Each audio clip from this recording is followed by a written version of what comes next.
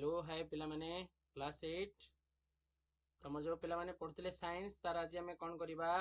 ना part number 4 class करिबा। Okay पिला माने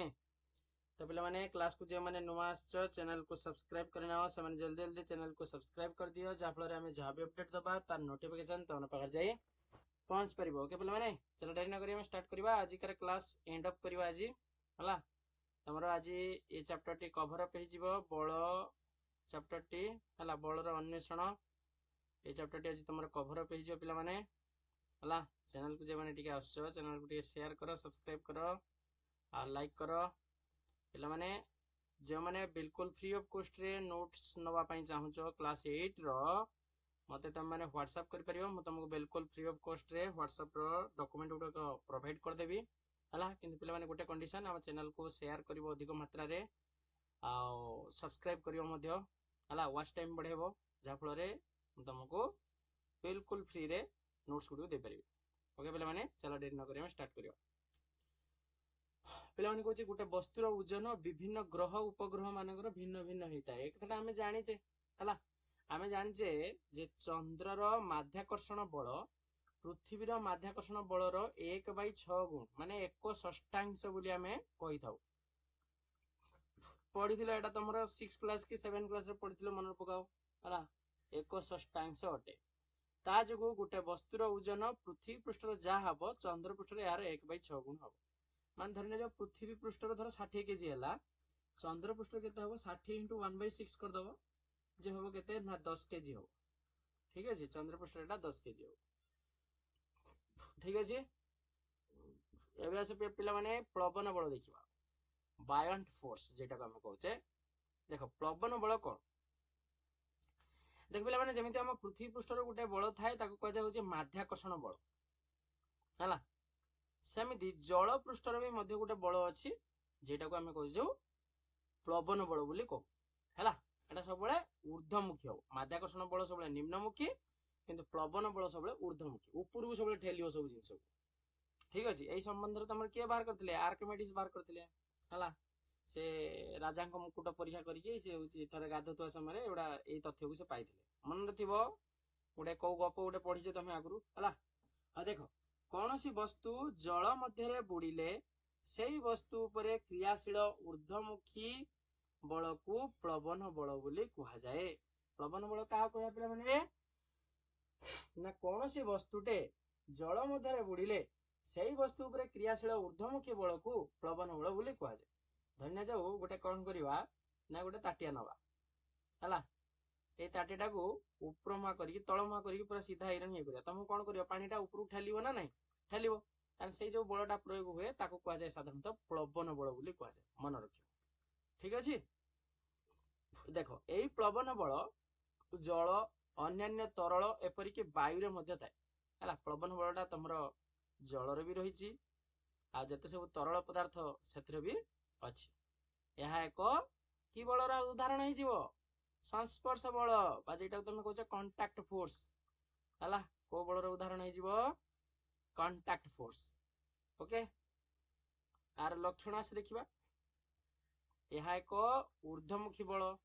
हला सबले ऊपर मुहा सबले बलटा प्रयोग करिवो यह सर्वदा माध्याकर्षण बलर विपरीत दिगरे कार्य करे माध्याकर्षण बल सबले किस निम्नमुखी किंतु एटा हो सबले ऊर्ध्वमुखी। ठीक अछि वस्तुटी जल रे संपूर्ण निमज्जित हेले प्लवन बलटा स्थिर जतले वस्तुटा पूरा बुड़ी की रहउछि ना ता भितरे हला जतले आ भितरे जतले बुड़ी की रहउछि सेतले कोन हबो ना प्लवन बलटा तमरो स्थिर होई की रहिबो। ठीक अछि देखो प्लवन बलर परिमाण माध्याकर्षण बल अपेक्षा कम हेले वस्तुटी जल रे बुड़ी जिवो यदि माध्याकर्षण बलटा यदि अधिका हबो प्लवन बल यदि कम हबो ताने वस्तुटा बुड़ी जिवो वस्तु बुड़ी जीवो किंतु जदि अधिका हला ताने भासिबो हला प्लवन बल जल बा तरलर घनता ऊपर निर्भर करे हला ता डेंसिटी ऊपर सब बळे डिपेंड करे घनता जेते अधिक हुए प्लवन बल सेते बुड़ीता हला बुझियला ताने घनताटा जेते अधिका हबो प्लवन बल सेते वृद्धि पाइबो। ठीक अछि एई संबंध रे प्रथम तथ्य देले किए आर्किमिडीज देले जो कथाटा म एबे कहउतली हला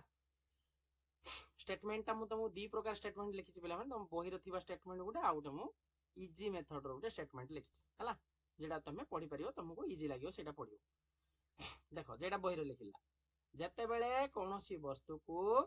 जल बा कोनोसी तरल पदार्थ रे संपूर्ण बा आंशिक भाबे बुड़ाइले सेते बेले वस्तुटी एक ऊर्ध्वमुखी बल अनुभव करे एवं एहार ओजन ह्रास पाइबा परि अनुभूत हुए एही ऊर्ध्वमुखी बलर परिमाण बा आभासी ह्रास प्राप्त ओजन वस्तु द्वारा विस्थापित जल बा तरलर ओजन सह समान एहाको आर्किमिडीज नीति बोली कुआ जाय एते बट्टे पढ़ी परिबो तुम बहिरे एटा देछि नहीं तो तुम एटा भी पढ़ी परिबो देखो केमथि लिखि परिबो यार स्टेटमेंट कोन हे पारे स्टेटमेंट कोनोसी एक तरल रे कोनोसी एक वस्तु को संपूर्ण बा आंशिक भाबे बुड़ाइले वस्तुटीर ओजन ह्रास पाए हला ताने कोन कहूची कोनोसी उडे तरल रे कोनोसी उडे तरल पदार्थ रे कोनोसी एक वस्तु जेतले संपूर्ण बुड़े दोचे बा आंशिक बुड़ोचे तार किछि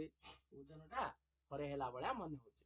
ताने वस्तुर ओजनर एई आभासी ह्रास वस्तु द्वारा अपसारित तरलर ओजन सह समान का ओजन सहित तरलर ओजन सहित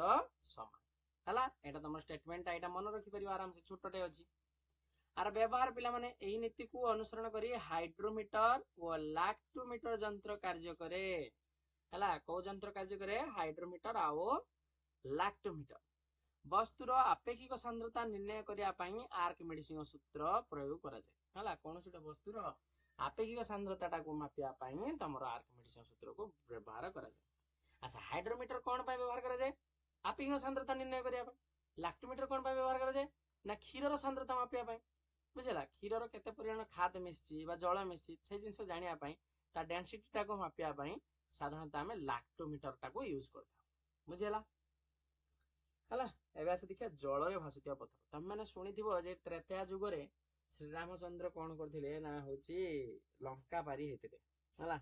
से कोन करथिले ना पत्थर सब पकेकी जल रे भासुतला हला सेउडा सब पकेकी से जाइले आसे से जल रे भासुतिया पत्थर विषय जानिया एटा कोन एक्चुअली देखो पिला माने प्यूमिस एक प्रकार पत्थर प्यूमिस होची गोटे प्रकार पत्थर जहा आग्नेयगिरी उद्गीकरण समय सृष्टि हुए जेतले आग्नेयगिरी उद्गीकरण हुए सेही समय तमरो एई पत्थरटा सृष्टि हुए जेतेबेले प्रचुर परिमाणर गैस व जलीय बाष्प सह लाभा शीघ्र ठंडा हुए एही पत्थर मध्यरे गैस रो छोट फुटका फसी जाई पत्थर को कोन करे ना हल्का आउ छिद्र करी पकाए हल्का करी पकाए आउ छिद्र करी पकाए एही छिद्र रे कोन हेकी थाए ना वायुटा पूर्ण हेकी थाए बुझी होछि ना नहीं कोन थाए वायु पूर्ण हेकी थाए एही पत्थरर घनता जलर घनता ठारू कम जोगु एटा जल रे भासिबो आउ कोन हला जलर घनता ठारू टिके कम हेताय तेनो सेति पय एटा तमरो जल रे भासी थाए बुझिला तमर ये थिला संपूर्ण विषय पिला माने बलर हला चारिटी क्लास रे हम ताको समाप्ति कले ठीक अछि नेक्स्ट क्लास रे हम षष्ठ अध्याय पढिबा हला तो पिला माने चैनल को जे माने टिके नुआ आछो चैनल को टिके शेयर करो सब्सक्राइब करो और लाइक करो आ एमती वीडियो देखिया पई हम चैनल लो बेल आइकन को प्रेस करके रखिता ओके पिला माने till then bye bye next class रे पुनी देखा हबो ओके ठीक अछि।